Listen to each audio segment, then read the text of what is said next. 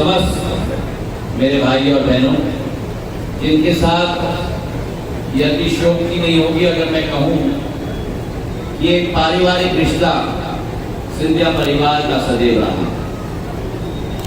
आज हिमांशु और उनकी पूरी टीम को मैं दिल के गहराइयों से धन्यवाद अर्पित करना चाहता हूं और शुभकामनाएं अर्पित करना चाहता हूं।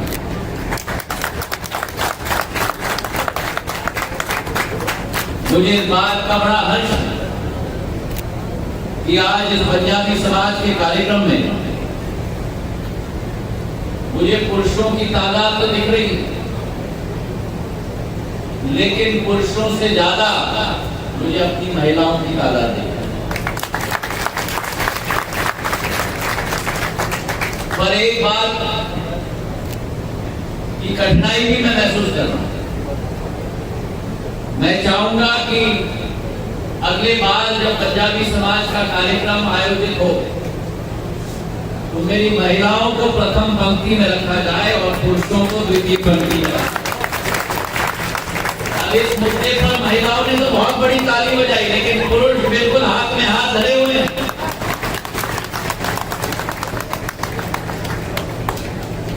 पंजाबी समाज का एक बहुत ही गौरवान्वित इतिहास,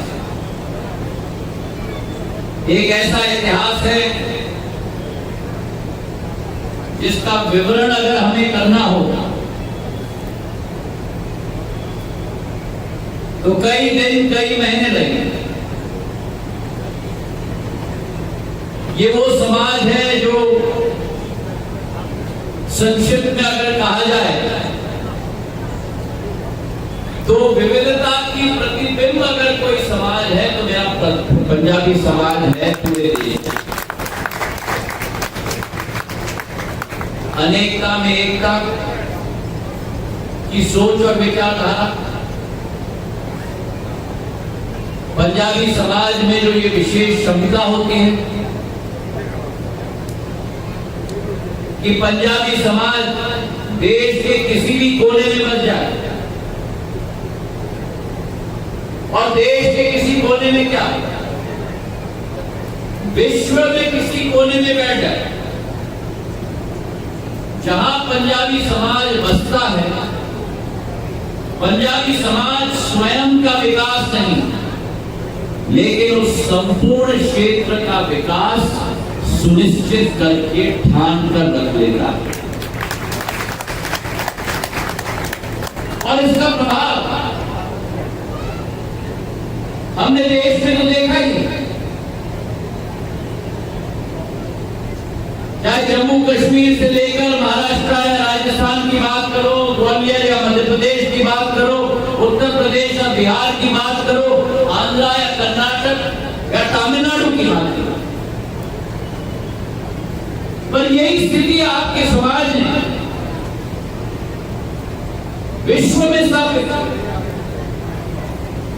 हम अमेरिका में जाएं, यूके में जाएं, ऑस्ट्रेलिया में जाएं, यूरोप के किसी कोने में जाएं, तो वहां सबसे प्रबुद्ध और प्रतिष्ठित समाज अगर कहीं हमारे प्रवासी भारतीयों में है तो प्रथम पंक्ति में मेरा पंजाबी समाज चलेगा।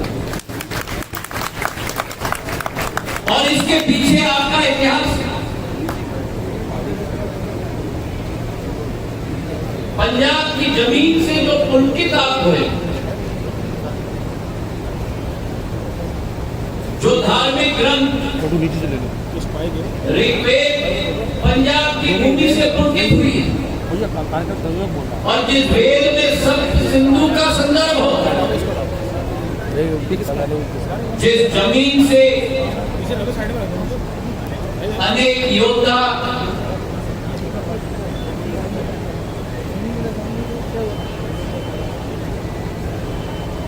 कार्यक्रम जैसा चल रहा है,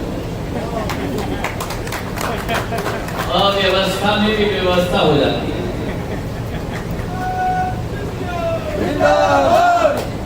मैं कह रहा था कि चाहे योद्धा हों, समाज सेवी हो, क्रांतिकारी हो, उस पंजाब की भूमि को नमन करने के लिए हर भारतीयवासी सौभाग्यशील अपने आप को समझता है। और उस पंजाब की भूमि से आप उड़ के कोई आज उस पंजाब की भूमि में को नमन में करना चाहता हूं। बाबा नानक देव जिन्होंने विश्व में सिख धर्म स्थापित किया था अमन शांति के लिए, एक शांति के वातावरण पैदा करने के लिए, जिन्होंने ज्ञान दिया केवल अपने समाज को नहीं, लेकिन बाबा नानक देव ने ज्ञान दिया भारत के एक एक व्यक्ति को नहीं, लेकिन ये अतिशयोक्ति नहीं होगी अगर मैं कहूं कि विश्व के हर एक व्यक्ति को जीवन की आधारशिला अगर किसी ने दी है तो बाबा नानक देव ने। महाराजा रणजीत सिंह की जन्मभूमि, जिस महाराजा रणजीत सिंह जी ने जितनी भी आत्मकंताएं हो, जो भी आक्रमण भारत की भूमि में करने की कोशिश की हो, उनको ईंट का जवाब का पत्थर अगर किसी ने दिया तो महाराजा रणजीत सिंह जी ने दिया। और तो और क्या, लेकिन ये उनकी जमीन है। शहीद आजम भगत सिंह जी की जमीन है मेरे भाई और बहनों, इस पंजाब की धरती से आप आते हो,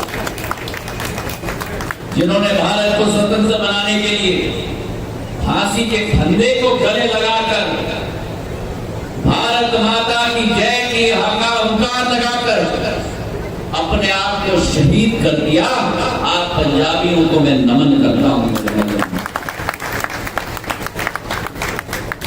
और सिंधिया परिवार का भी एक बहुत पुराना संबंध आप लोगों के साथ था। जब पठान आए थे भारत में, उस समय में विठोबा सिंधिया जी के भाई संभाजी महाराज, दत्ताजी महाराज और उनके भतीजे जगदोजीराव महाराज, तीनों ने मिलकर पंजाब की धरती जिस पर आक्रमण पठानों ने किया था, उस पंजाब की धरती को स्वतंत्र करने के लिए अपना जीवन का भी बलिदान दिया। हमारा और आपका रिश्ता सदियों पुराना है। जब उस पंजाब को आजाद किया और दत्ताजी महाराज को सूबेदार छत्रपति महाराज ने बनाया था पंजाब पर, तो एक अमन चैन का शासन पंजाब में व्याप्त किया था दत्ताजी महाराज ने। और जब दरबार साहब पर आक्रमण हुआ अहमद शाह अब्दाली के द्वारा, सिख समाज के साथ मराठा फौज दत्ताजी महाराज ने मिलकर उस दरबार साहब को दोबारा स्वतंत्र करने के लिए जी-जान लगाने का कार्य था।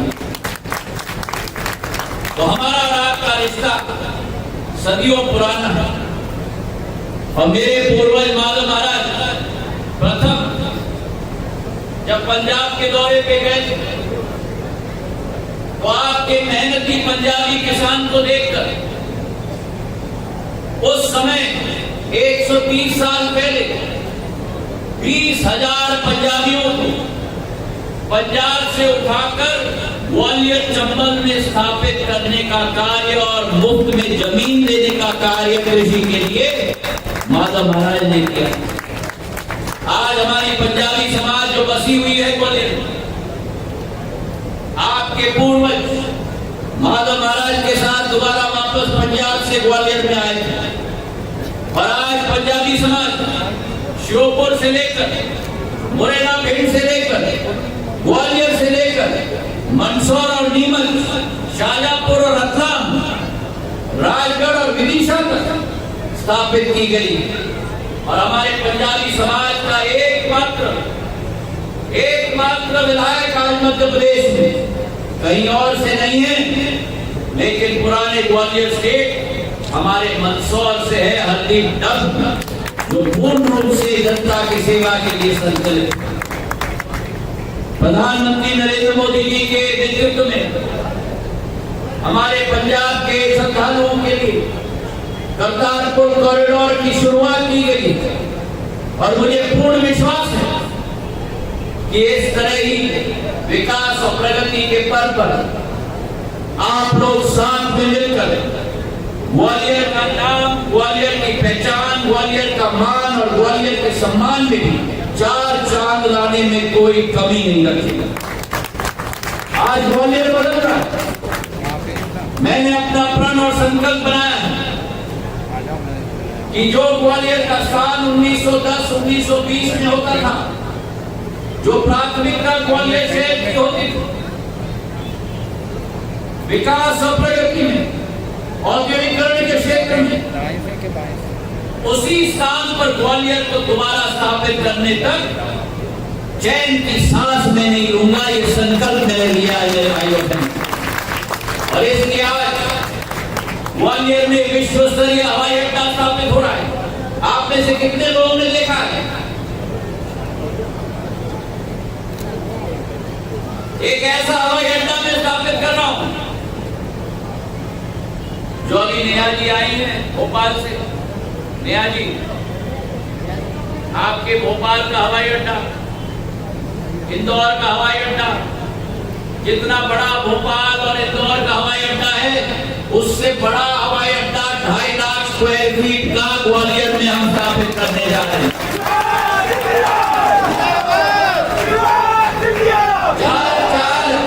4 एरोप्लेन होंगे। आपको जमीन पर चल के प्लेन में नहीं जाना पड़ेगा। आप हवाई ब्रिज के आधार पर प्लेन में जाओगे। और जिस हवाई अड्डे पर एक प्लेन भी नहीं आता था, कौवे बोलते थे, आज उस हवाई अड्डे पर दिल्ली के लिए फ्लाइट, बॉम्बे के लिए फ्लाइट, बेंगलुरु के लिए फ्लाइट, हैदराबाद के लिए फ्लाइट, कोलकाता के लिए फ्लाइट, जम्मू के लिए फ्लाइट, इंदौर के लिए फ्लाइट, देश के हर कोने के लिए फ्लाइट आज आप लोगों के लिए। तालियां आपने बजाई। आज अभी एक और सम्मेलन में मैं था, तो सम्मेलन में समाज के अध्यक्ष ने कहा मुझे कि सिंधिया जी, आपने तो हवाई अड्डा नहीं बनाया, आपने हवाई अड्डा को बस अड्डे में परिवर्तित कर दिया। इतने प्लेन आ रहे हैं। पर मेरी एक गुजारिश है पंजाबी समाज, कृपा करके मेरे बसों को भर के भेज देना। आज मेरी बसें आधी आधी आ रही है। जम्मू वाली बस, कोलकाता वाली बस, हैदराबाद वाली बस, बेंगलुरु और बॉम्बे वाली तो खचाखच जा रहे हैं। पर दिल्ली वाली और ये 3-4 इंदौर, जम्मू और हैदराबाद और कोलकाता, इन बसों को भी अच्छे से बस बदल देना, ट्रेन को भर के भेज देना। और एक और चीज मैं देखा हूं एयरपोर्ट में, जब मैं एयरपोर्ट में जाता हूं या उतरता हूं, वहां केवल पुरुष ही पुरुष दिखते हैं। आज पंजाबी समाज के सभी पुरुषों से मैं निवेदन कर रहा हूं, मेरी सभी महिलाओं के मातृशक्ति के साथ, आप जब ग्वालियर से जाएंगे, पहला निवेदन प्लेन से जाइए, दूसरा निवेदन अकेले मत जाइए, अपनी धर्मपत्नी को, अपनी घर की बेटी और बहू को भी साथ में लेके जाइए। तो सही है कि नहीं? सही है। तो देखिए यहाँ कोई ताली नहीं बना, केवल आप भी ताली बनाओ और संकल्प लो कि अगली बार जाओगे तो अपने धर्मपत्नी और बहू और बेटी को साथ ले जाओगे। अगर आपको काम करना है, उनको भी तो अपना काम करना है। घर के लिए कुछ खरीदेंगी, अपना काम करेंगी, जायज बात है कि नहीं? सहमत हो आप लोग? तो नया एयरपोर्ट बन रहा है, 500 करोड़ का नया रेलवे स्टेशन बन रहा है। पूरे ग्वालियर में जो आपने सपना नहीं देखा था, नया एलिवेटेड रोड बन रहा है। जैसा दिल्ली का रिंग रोड है, वैसा ही रिंग रोड में ग्वालियर में बना रहा हूं, लेकिन हवे पे बनाऊंगा मैं, सड़क पे नहीं बनाऊंगा। मनरेगा नाले पे 1500 करोड़ का, और उस पे 25 एग्जिट होगी और 27 एंट्री होगी। तो आपके एक कॉलोनी में आप लोग उतर पाओगे और चढ़ पाओगे, और आपकी कॉलोनी बनाओगे। एलिवेटेड रोड बोला तो